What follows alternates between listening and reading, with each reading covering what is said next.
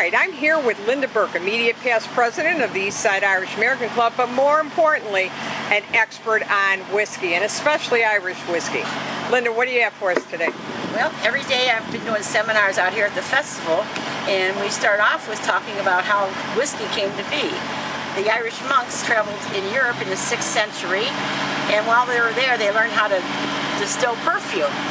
And they brought that process back to Ireland, and by the 10th century, they had perfected that distillation process to make whiskey, which they called Uisce, and that means water of life, and the word Uisce, or some people say Uisce, that's how the name whiskey came to be.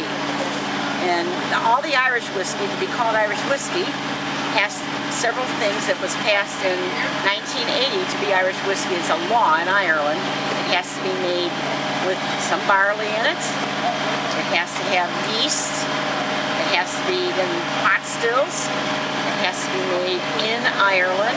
And the important thing, after all this triple distillation, everything through there, it needs to be in a cask for 3 years before they can even call it whiskey. Otherwise, it's just spirits. 3 years. But most Irish whiskey is in those casks much longer than 3 years.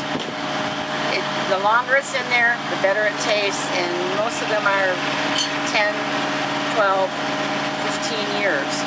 So most whiskey, the lower priced whiskeys may be 5 to 8 years.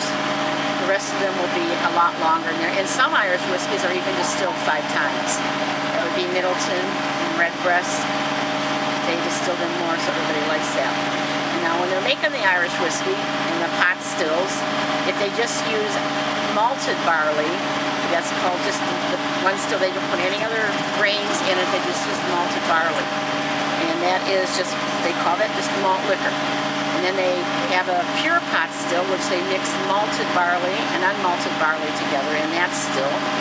And they just call it pure pot still. And sometimes they use a column still, which they put corn grain in. And when they use that in Tullamore Dew, they put a little bit in that because it sweetens up the taste. And that's why Tullamore is sweeter than Jameson.